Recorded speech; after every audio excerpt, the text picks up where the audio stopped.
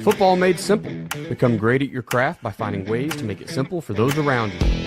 This is the Coaching 101 podcast hosted by Find a Way Productions with your co-hosts Daniel Chamberlain and Kenny Simpson.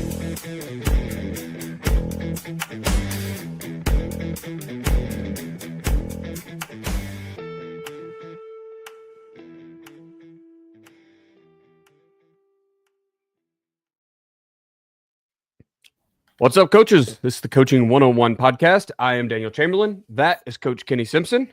Morning, Coach. Morning, man. How's it going? Man, it's another beautiful spring morning, I guess. We're Tornado Alley. We've got hail and storms and flooding, and the weather's awesome. But didn't come talk weather, although it has been chaotic here. And I was told that Oklahoma's the Midwest just yesterday. I don't know. Maybe we're not the South nor the Midwest. I don't know. Anyway, wherever we are. Bringing our guest for the day, Coach Tyler Clark out of Gentry, Arkansas. Coach, welcome to the show, man. Thank y'all for having me. Yeah, for sure. Why don't you go ahead and just introduce yourself to the crowd? Your 30-second, 60-second elevator introduction. Yeah, so, my name's Tyler Clark. I'm the head coach at Gentry High School in Gentry, Arkansas. Just came off of a really big year. And looking to try to repeat that. I think we do a really good job with our kids here. We don't do anything crazy or innovative. We just coach them hard, hold them to a high standard, and love on them. And I've been a lot of different places in my career, and I think each of them has kind of taught me some different things that I'm able to apply here. And so I'm just excited to be here and ready to share some stuff and hopefully learn some stuff. Awesome, man. Well, we appreciate you jumping in with us this morning. That's what it's all about, really, is just the sharing of ideas. Kenny, before we get going here, man, I'm just going to let you do the quote of the week because I know I'll forget it. I just glanced at it. So why don't you give us our quote of the week here? Sure. Yeah, quote of the week comes from Team Themes Volume 5. So we've got 4 volumes. This will be the 5th one. It'll come out hopefully in a couple weeks. It's from Bob Stoops. So you Oklahoma guys can kind of enjoy a little Bob Stoops here. It says, in coaching, I found that gratitude is a powerful motivator.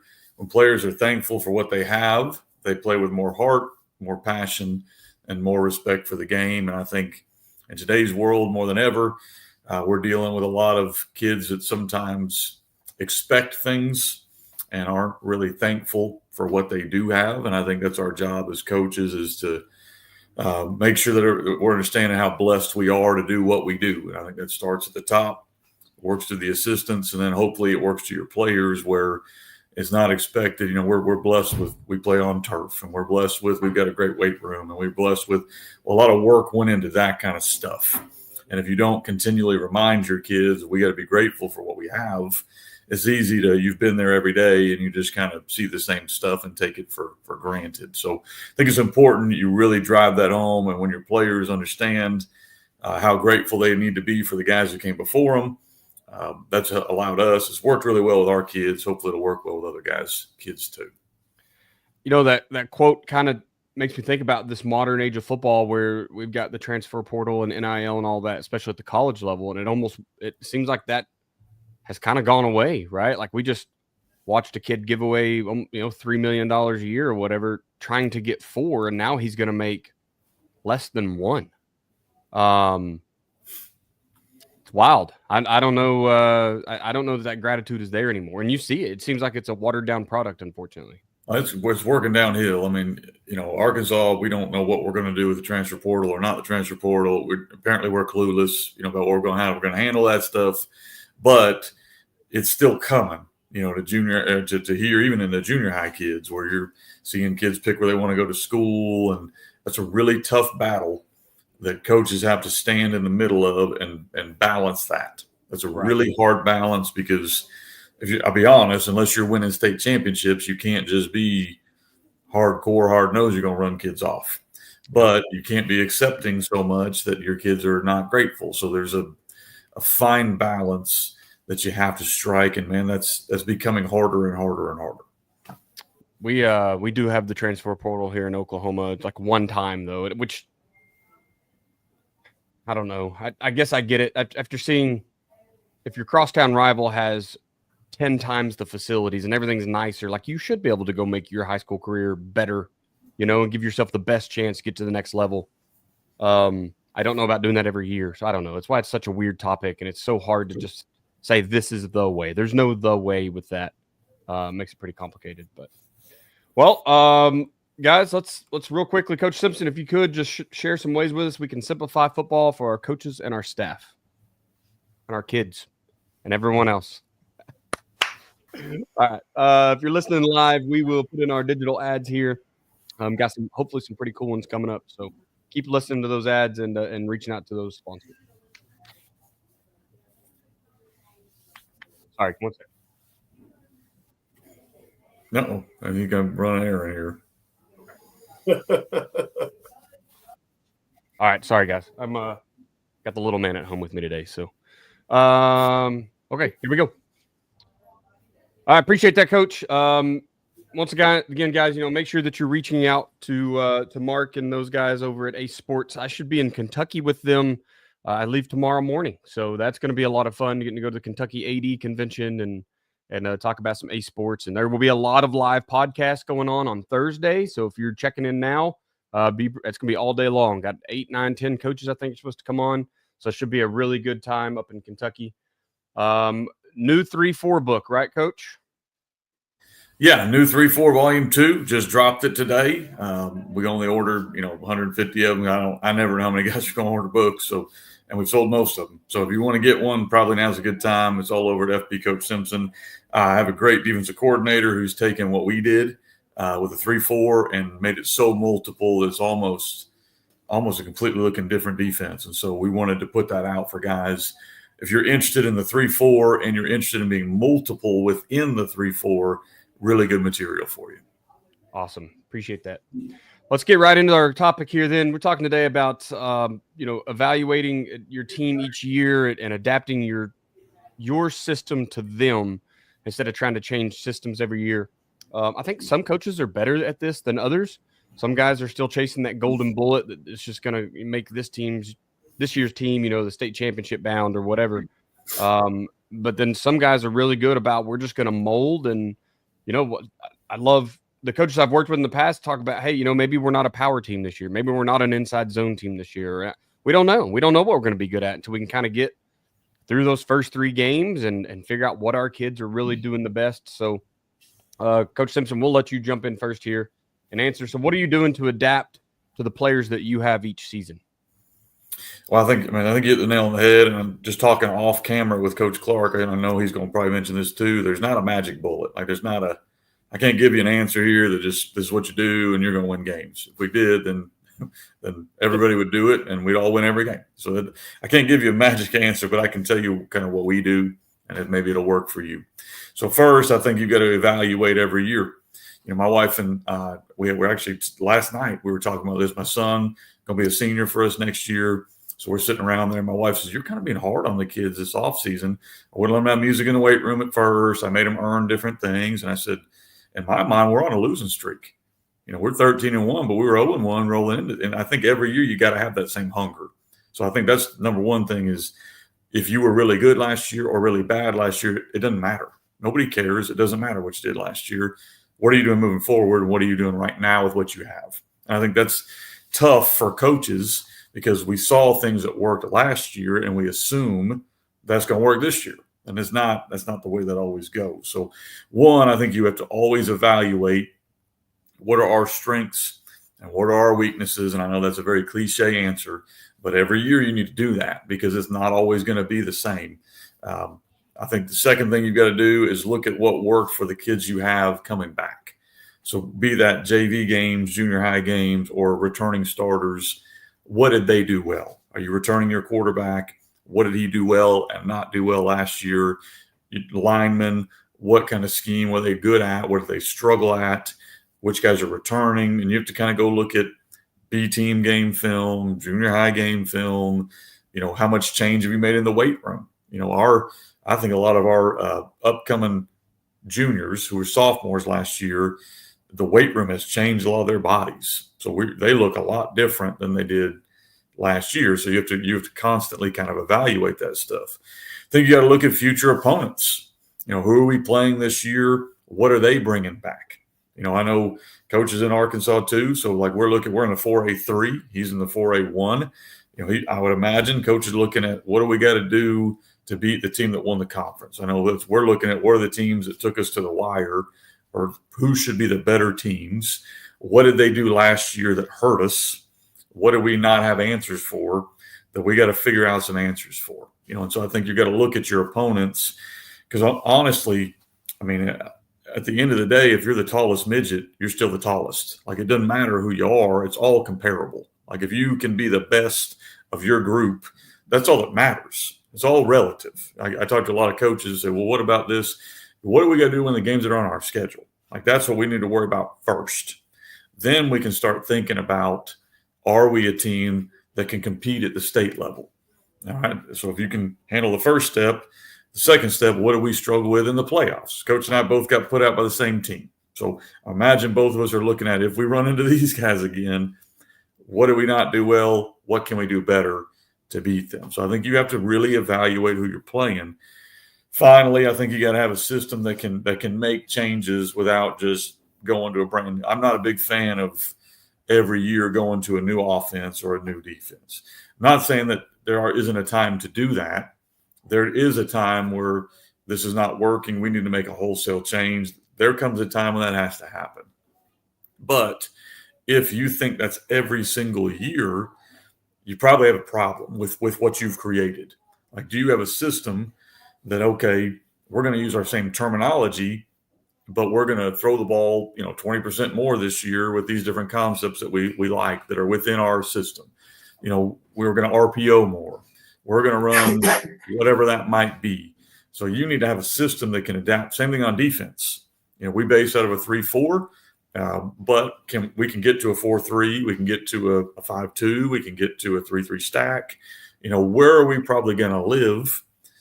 There's nothing wrong with any of those defenses. Can we get into those looks with the terminology we currently have? And does that fit our current set of players? I think those are the questions everybody's asking. At this point, we're in April, so most coaches probably have an idea of what they're going to run, but there are going to be tweaks within that. We run, obviously, gun tee offense, shotgun wing tee, so we're going to run buck sweep every year. It doesn't mean that's going to be like our best play every year. It just means we're going to always run that. But maybe our best play this year is counter, or our best play this year is GT, or our best play this year is, what we call pin and pull. So it can be different.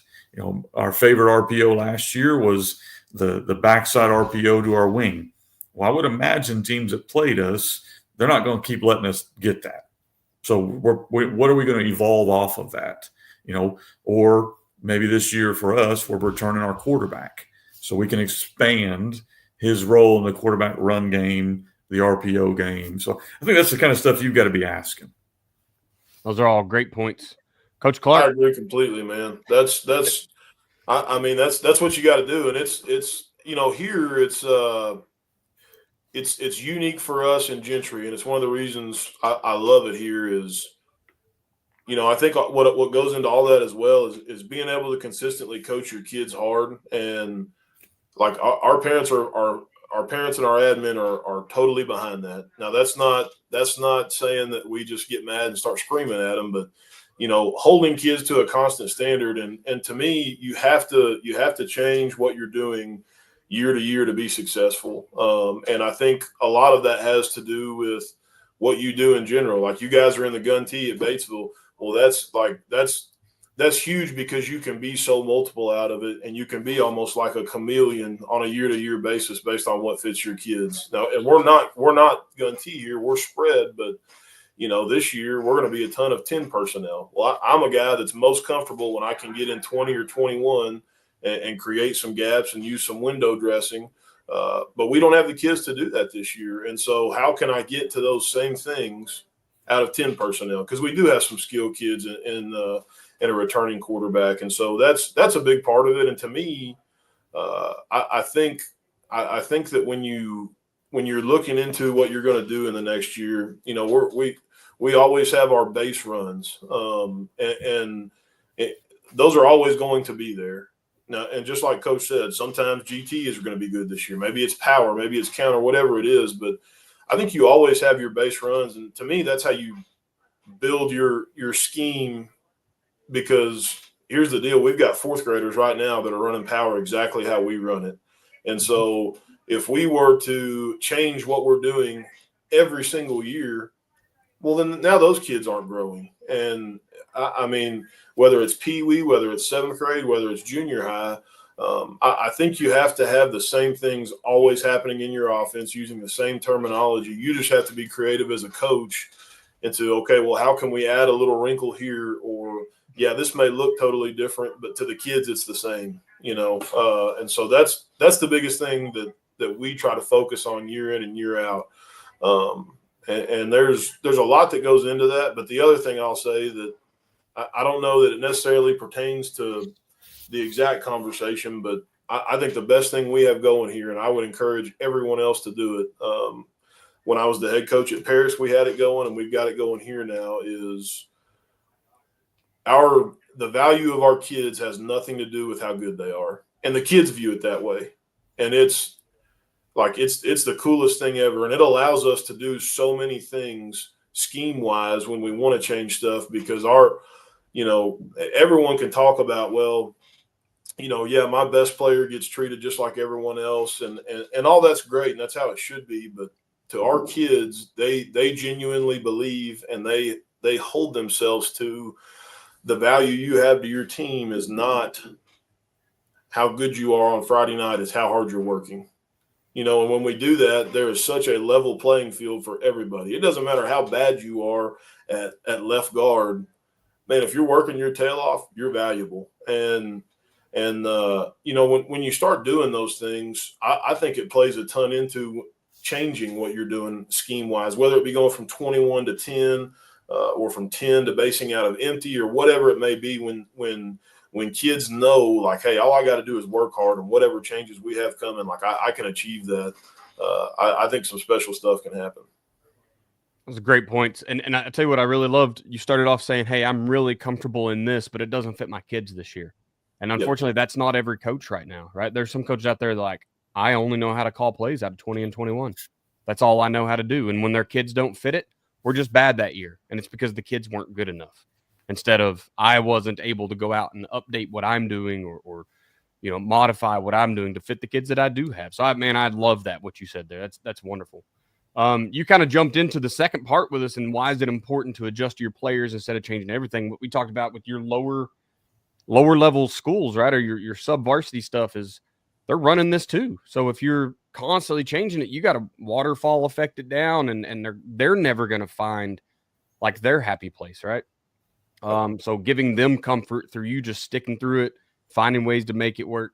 Kenny's kind of the king of, at least for this podcast, the guy that's every year is adding wrinkles to keep what he's doing productive. And Kenny, have you even really changed formations? I mean, you've been running red and blue since year one, right? So it's like you're going to come out and give the same base look and run the same base play, and then it's all the other wrinkles. So there's so many ways to go about modifying what we do to fit the next group of kids.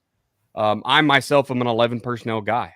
That's where I want to be. I want to be a Y off 11 personnel, make that a little bit of an athlete, a little bit of a blocker, throw him the ball some, pitch him the ball some. That's kind of where I feel comfortable. So it's, to me, when I got to go out, I did my air raid certification this year just to get out and go, hey, what is 2x2 life really about? What's that spread world? What are they trying to do? And we use a lot of those concepts in the offense that I run. So, having to get better at it.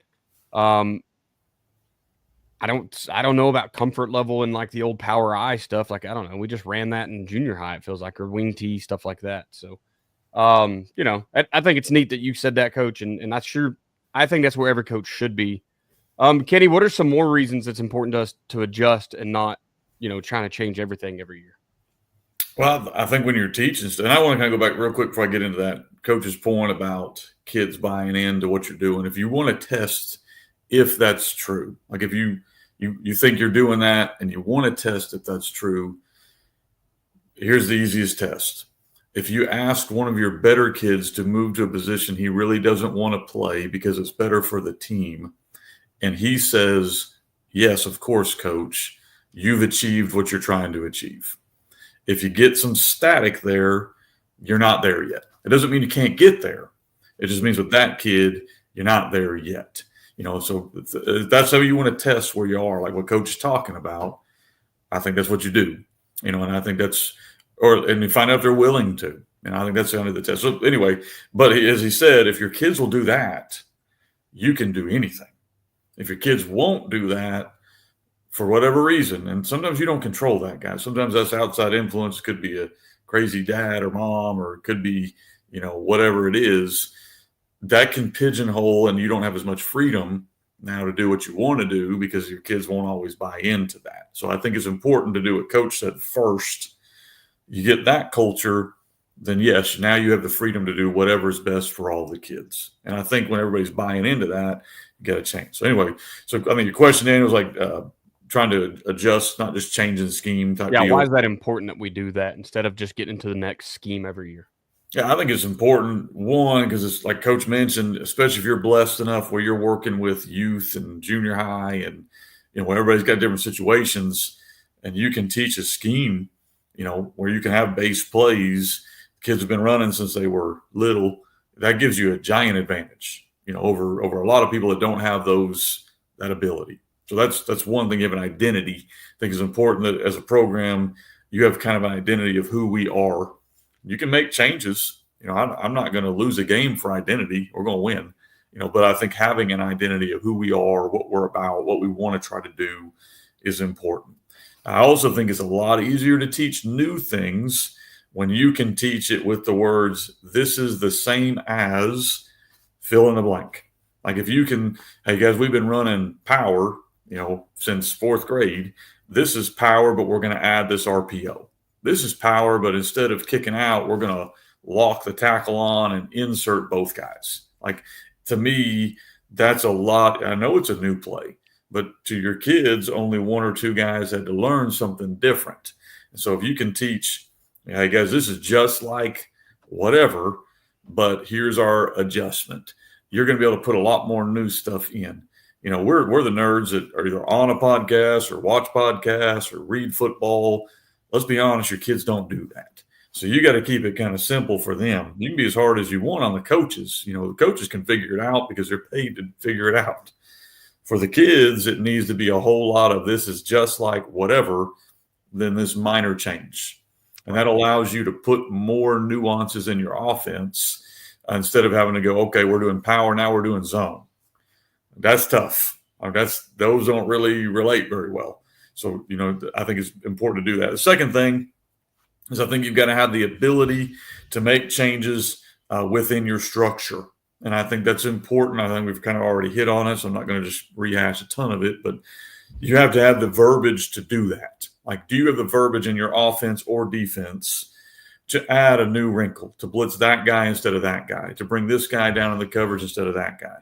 Do you have the verbiage to do that? Do you have the verbiage on offense? Let's say you want to run smash or whatever concept you want to run, but now you want to run smash with a post. Do you have that verbiage to do that? Can you run that out of trips? Can you motion to trips to do that? Do you have those little wrinkles where you're not having to call a new play, like where you can just tag something? We make fun of John Gruden a lot for that. What was that play call he had that was super long and that guy couldn't get right? And I think that obviously you don't want to get that far. But I do think there's value in having words that talk to each player. Like, I think there's value in having words that talk to each player so that you can, in the middle of a game, we want to run the glance to our slot. Well, they're taking that away. What if we ran the glance to our outside receiver and ran a bubble with our slot? Do you have the ability to do that? Like, do you have the verbiage to let you do that kind of stuff? I think that's what you need to spend your time on, is not putting in a new system or a new whatever, maybe putting in a couple new words that year. Like, if you've got a base, let's add a few words. And now we can get into, coach is going to go 10 personnel. I bet you they're going to get into trips a bunch. And are they going to motion the trips? Are they going to stack their trips? Are they going to go wide splits? And those are the kind of things that I think those are the nuances you need to be focusing on instead of putting in 35 new plays. How can we nuance up what we're already doing? Yeah, I spent yesterday afternoon kind of consulting with a younger coach and trying to pass that exact same thing along. And it's the idea that, and kind of your book, Kenny, right? Like one play, many ways. It's the same. Look, you don't need 35 passing concepts. You need 3, 4 that are really that you're good at, that your kids can execute, and then dress them up. And then teach them rules for passing off routes. If this guy's in motion, well, he obviously can't run the vert route on that side, so we got to give it to someone else. Or, there's just so many ways to do that. I've really fallen for the, teaching zones. Like you're just running to a zone, kind of get there as you need on time, right? And that way it doesn't matter where I line you up. If you had a vertical, you're trying to get deep to that side of the field, and I move you inside, you better just, it becomes like a corner. Like just teaching kids concepts and ideas of where to go, so that I'm not constantly teaching with the exact. I don't want them running paper route, right? Like I don't need to draw it on the dry erase board and be like, this is the exact route you better run every single time. No, make it work, right? Get out there and make it work. And actually, I was talking about John Gruden. I watched his quarterback school with the kid from Texas Ewers yesterday, and that was something that he said that Ewers said was like, we don't run chalkboard routes out here, right? If the kid's not a robot, he's going to make it look right, and he ends up hitting some tight end, in the back of the end zone for a touchdown. But it's just that mentality is kind of what we carry with everything we do. So we're just going to make things work. So if we do need to run power out of 10P, we're going to figure it out. Or we're going to be motion somebody in there to pull a kick out, right? Hey, little skinny slot guy, I know that you generally are my jet guy. You get to whip a defense's end's tail today, right? Because you're going to do everything you've got to get in there and make this power work, or whatever your need is in your system. So absolutely. Yeah, and it, Coach, you already kind of touched this earlier. Is there anything you would add to that? I know you talked about your younger schools and system, but is there any other reason we need to just adjust to players instead of changing the full system? Well, I think, something that Coach Simpson hit on that I think is a very, very good point is when you keep the same, the same guts, if you will, to your offensive or defensive scheme and change the other things, there's also value in that to your kids, because I'll tell you right now, and I probably shouldn't say this. I hope no one else in our league is listening, but if we mean what we say, it doesn't matter. Our kids know, like, hey, when it's 4th and 1, we're going to run power. And everyone in the world knows. And like when we get up there, we're going to say, hey, here it is. Here it comes. And I think there's value in your kids being able to, kind of puff their chest out and be proud of, like, this is what we do. And I don't think you can get away from those things. I mean, that's part of the game.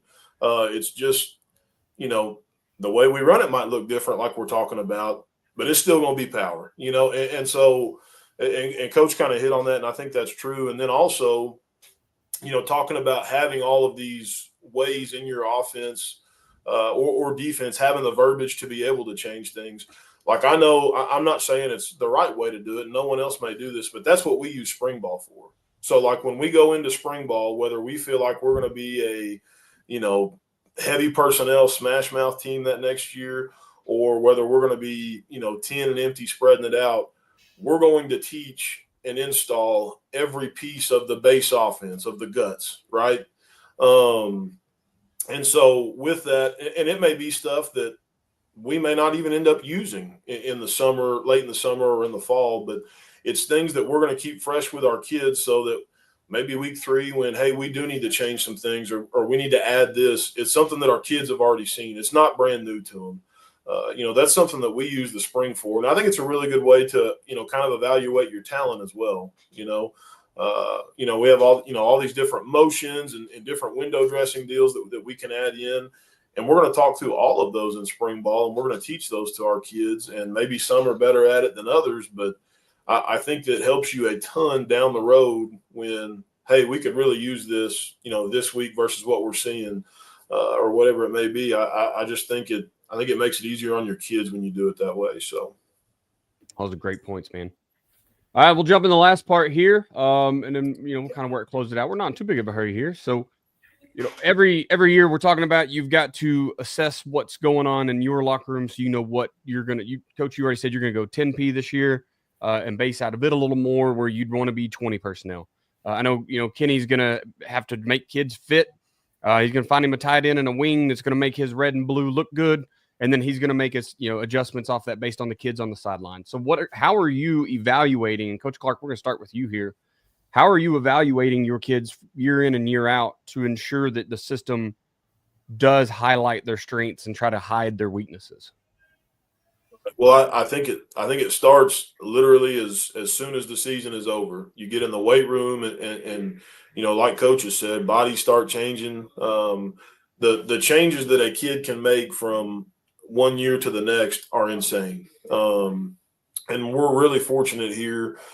We've got our defensive coordinator is also our strength coach. And he does an outstanding job. Movement, strength, all that stuff. And so, kind of watching your kids and seeing them grow and where they may fit, and having conversations with your coaches about, hey, we've got to look different this year. Maybe this kid can fit here this year as to where maybe last year he couldn't. I think that's a big part of it, but I also don't think it's rocket science either. I mean, last year we were extremely blessed, and we probably were, I'd say we probably averaged, probably 6'3", 280 up front. We were some big dudes. So, it does not take a genius to figure out, like, well, we're going to get in 21 and we're going to have some fun with this. This year we don't have that. Doesn't mean we can't be as successful or maybe more successful. It's just got to look different. And so, as we go in to evaluate our kids, we've already decided as coaches what we've got to change to and the things we've got to be better at. So now where does this specific kid fit into that? Last year we didn't run a ton of outside zone. I bet this year we will. Okay, so who do I put at tackle? I don't need a mauler. I need someone with a little bit of athletic ability that can move their feet. And so just finding where those kids fit. And again, it kind of all goes back to having selfless kids on your team that value the work ethic, right? So I may take a kid that was a tight end last year and say, hey, man, you're going to play tackle for us this year, and you're going to do great at it. You're going to be awesome. And having a kid say, yeah, whatever it takes for us to be successful, coach. I mean, to me, that is the biggest part, because kids have to change. You can't be at a 4A school, in my opinion. Very rarely do we have a kid come through as a 10th grader that was a tight end that graduates as a tight end. It happens, but it's not super common here. So it's just finding where your kids grow from year to year, and then how can they help us win? What can we do to put them in a position to be successful, as coaches? Might be the greatest statement in football right there. What can we do to make our kids successful? Right, put them in a position to succeed, and not just set them up to fail. Coach Simpson, going on to you here, sir. Kind of same stuff. How are you working each season to evaluate talent and ability? Well, I think all of us are in different situations. Obviously Coach Clark and I are blessed enough where we can even see our babies coming up, or 4th and 5th graders. Not everybody has that, so I think it's important, if you have that ability, you don't piss it away. I think as a young coach, a lot of times I was this way, and I can see other young coaches that do it, where they have the ability to be around their junior high kids and their B team kids and their 8th graders, and they're all the way down, and they don't care about doing it because it's not at the top of their priority list. And so as a young coach, if you're in that boat, I would highly encourage you. You may not think you're going to be at this school for more than 2 or 3 years, but you might be there for, like I've been here for 12 years, and those kids are going to be your kids. So don't ignore that, because you never know which kids are going to be your kids, and you never know which kids are going to develop. All of us have stories of some kid who was awful in 8th and 9th grade who ended up being a 2 or 3 year starter for you. Might even been your best player. So you want to make sure there's relationships being formed with those kids so that you get as many of them as possible to go from. And for us, the big thing is from 9th grade to 10th grade. That's when we tend to lose the most kids here, because you're going from junior high to senior high. How can we keep as many of those kids around? I think you have to make sure that you are playing as many B team games as possible. JV, B team, whatever you call it. That sucks. I mean, let's be honest. Nobody wants to go out on Monday night and play the bottom 30 kids on your roster. And I think we're like 3 and 9,000 is our record on Monday night, because we're going to play them all. And we always have to play a bigger school to find a game. So we're usually getting our teeth kicked in. But every year, as soon as the first game's over, we're like, man, we're really glad we did this because we found these 4 kids that could play. And this kid's developing over here. And this kid's developing over here.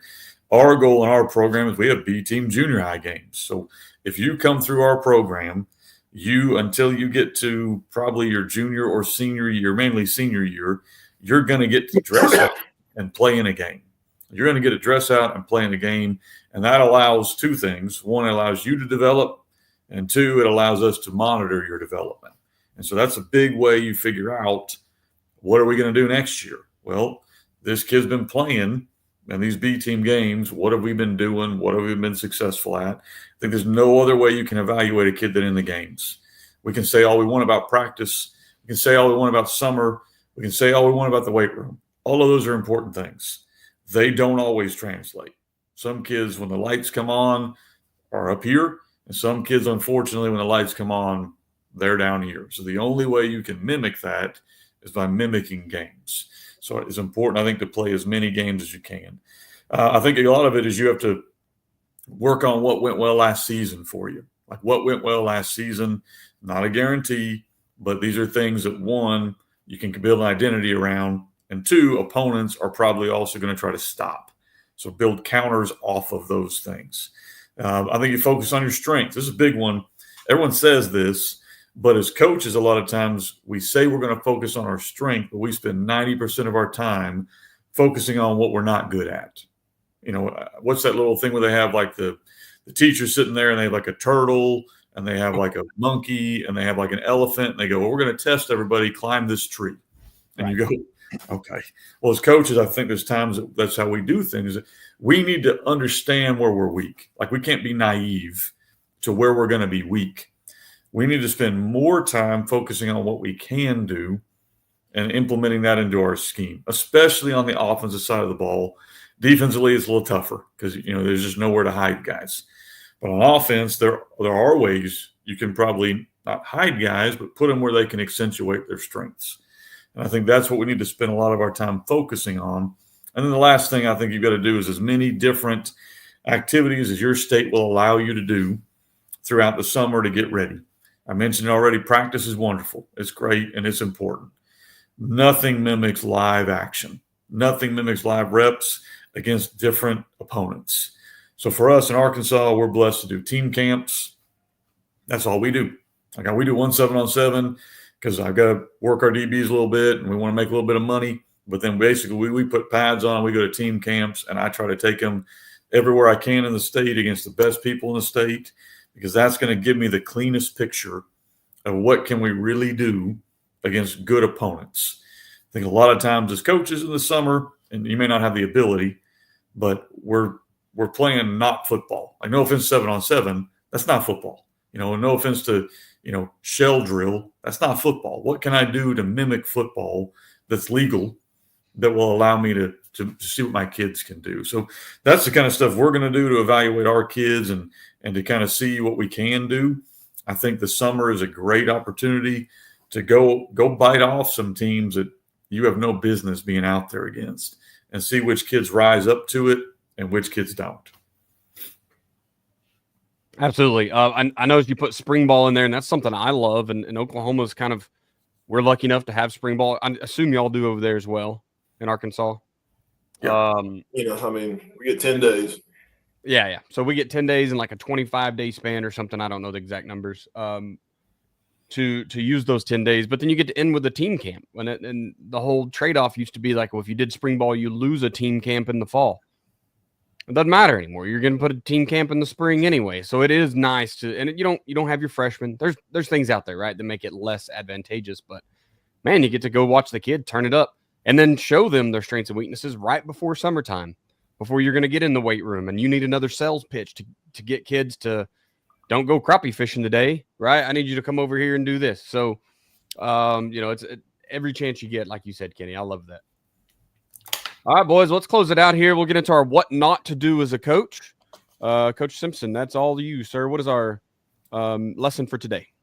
And I want to hear Tyler's thoughts on this too, but here's kind of the big thing that's really changed for us. I read a Bill Belichick quote a long time ago, probably 5 or 6 years ago, maybe even longer than that, where he talked about not making excuses, not fitting square peg round hole. And the quote I've got on this basically is focus on what you do well and work to highlight that. I think a lot of times as coaches, we spend a lot of time in the offices complaining about what we don't have. And everybody doesn't have things. Like everybody doesn't have everything they want to have. But we don't spend enough time focusing on what we do have and maximizing that. That's all we really control. Like I wish transfer portal was still open and I go out and just cherry pick whoever I wanted, but it doesn't work that way. You kind of get what you get. And instead of spending a lot of time wishing you had X, Y, or Z, or saying we can't do X, Y, or Z, you need to be spending all of your time and energy focusing on what you can do and how you can work with guys. And I know Coach Clark, he probably won't say it, but like the job he took at Gentry has been a decent school, but he's taken them to a pretty good place. So obviously he's got a good handle on this. So I kind of wanted to hear his thoughts before we close it out, if you're all right with that, Daniel. Absolutely. No, I agree completely. And I'm a big believer that negativity spreads. It's a cancer. And everyone thinks it starts in the locker room with one or two kids. In my opinion, it rarely does. I think it always starts in the coach's office with talking about, well, we don't have these things, and well, we could have done this, but we don't have this. Well, like we're sitting there making excuses, and when it gets negative, it gets more and more negative, then it bleeds over to kids. But how can we sit around and make excuses when I'm going to come unglued if someone messes up protection and they come to the sidelines and I say, hey, what's the deal? And, well, it wasn't my fault. It was someone like, no, we're not. So if we're going to ask that of our kids, why would we not ask that of our coaches? And so, cause I think it starts there, but I think that's huge. And I know we're moved on from it, but to go back to Coach Simpson's point on the previous topic, I will tell you, I will never leave a school this size. I hope that I'm here forever because of the fact that we get to coach our kids 7th grade all the way through 12th grade. We don't have a junior high staff. We don't have a 7th grade staff. And I think a lot of guys would view that as like, man, that's a ton of work.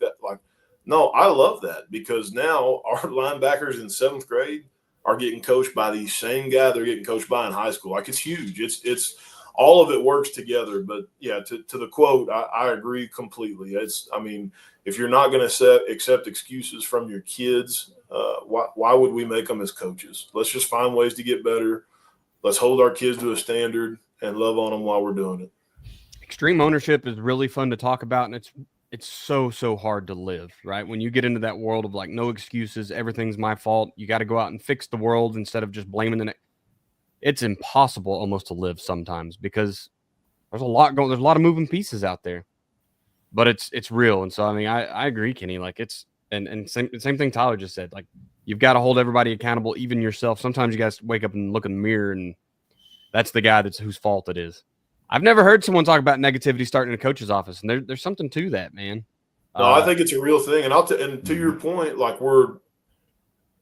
I have 0 kids on my roster that are going to play in the NFL. I hope they do, but they won't. Very few that probably will play in college. So like the whole accountability deal and owning our mistakes, that's part of becoming a man that we need to be teaching kids anyways. Like if I go home and I didn't empty the dishwasher, like my wife's not going to appreciate it if I make some excuse or blame her or someone else. Like, no, hey, that's on me. It's my fault. I apologize, and I'll get that done. That's the world we need to be living in, and that's the world that's how we got to be. In my opinion, that's how we've got to be coaching our kids. I know it's become the cliche thing to we want to make you a good husband and a good dad and all those things, but just because it's cliche doesn't mean it's not the truth. That's right. That's what we're after. And so I think accountability is a huge part of that. Yeah, for sure.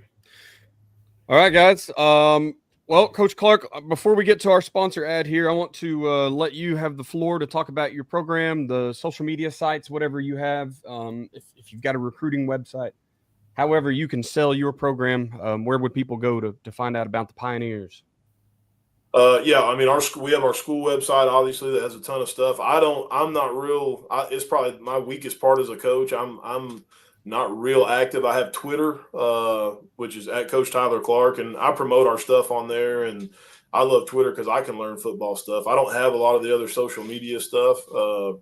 It's not my thing. I don't think anyone cares what I'm doing. But that's the honest truth of it. But this is a place that I'll never leave, and it's just a wonderful place. We have supportive admin here, and our parents allow us and trust us to coach their kids the way they need to be coached. Some kids that's hard, some kids that's not hard, but and again, this is an amazing place because we have really, really good kids here that want to be coached, that hold each other accountable. Like as a coach, I rarely have to hold kids accountable because we have kids in that locker room that do it. And we've been fortunate enough to create that culture, and we're not all the way there, and we probably never will be. But Gentry is a place that like you're going to show up. We're going to coach you hard, and we're going to have success. We're going to find ways to have success. What that looks like is going to be different year to year. That was the whole topic today. But we're going to find ways to be successful and build winners, and that's kind of the whole point of coaching to me. If it's winning on Friday nights, but it's winning in third period English, and it's winning in life too, man. Just finding a way to win. There we go. Find a way, huh? That sounds familiar. There it is. Yeah. All right, let's start closing out here, gents. If you haven't already, you need to reach out to Ace Sports. I know we're getting into April here. By the time this comes out on the podcast, it'll be around mid-May.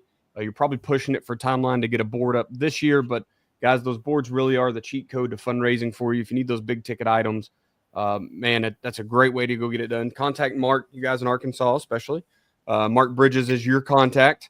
If you're in Oklahoma, Ryan, I forgot your last name. I'm sorry. But you'll contact Mark. He'll get you there. List of the ad. Their phone numbers are in it. Holler at Ace Sports. And then, Kenny, the 3-4 book was the new one, right? Is it volume 2? Yeah, volume 2. Good stuff. Coach Denton is my defensive coordinator. I think probably the best in the state. I'm sure we're all biased to our own guys, but he has done some really, really good stuff with our defense. If you're interested in multiple, how we got in this year, we were I look out there and what are we doing? And we're in a 4-3, we're in a 3-3, and my son plays safety and he's rolled down on the line of scrimmage. I'm like, how did you? So that book kind of covers how he gets from one to the other, and our kids play really fast. They're not confused. Yep. The books are awesome. I loved watching the coaches go through them at the clinic, especially in Boston. I didn't get to see it as much because it was kind of outside, but in Wisconsin, it was in the presenting room, and just watching coaches just like, man, it was hard for them to put it down, right? Like the books are so packed full of good stuff. So no matter if you need an offense, defense, I love the workbooks, just a place to just organize what you're going to do. How are we going to do special teams this year or whatever? Those workbooks are really, really good. So you guys go over and get one of those, fbcoachsimpson.com. And there's all sorts of downloadable stuff too. Tons of stuff to help out your program. Social media wise, Coach Clark, you said you're at Tyler Clark on Twitter. Is that correct? Yeah, at Coach Tyler Clark. There you go. I am at Coach Chambo OK. You can email me at chamberlainfootballconsulting@gmail.com. Jump over to Patreon if you're looking for an analyst this year or some type of help. I have tiers over on Patreon. Everything from we'll walk through how you need to run power out of 10P this year, all the way to I'll be a coach that just isn't on the sidelines, but I'll be with you the other 6 days of the week and help you game plan and break down numbers, everything else. So whatever you're needing, patreon.com/Chamberlain Football Consulting is the place for you. Kenny, where are you at, good sir? All things FB Coach Simpson. So at FB Coach Simpson on Twitter, FBCoachSimpson.com, and FBCoachSimpson@gmail.com. Awesome. Podcast is at Coaching 101 Pod. On Twitter/X. We want to thank you for being a listener to the Coaching 101 podcast. We hope you join us next week as we continue to make the complex more simple. Please consider subscribing to the show so you'll always know when the new episodes are out. We just hit 100,000 downloads a week or so ago. I know we talked about it in the last episode. We're just over 100 episodes now, so things are on the up and up. We appreciate you guys. We thank every one of you who listened, especially if you got into this part of the episode. Well, I can't imagine anybody's getting it this far down, but we do appreciate all the listeners. Coach Clark, man, thanks again for jumping on this morning, taking some time out of your busy day. Love talking ball with especially the guys in this area. Seems like football is really good in this Northeast Oklahoma and Northwest Arkansas. So appreciate you jumping in with us. We'll leave you with this. It's hard to beat someone who never gives up. No matter the situation, find a way.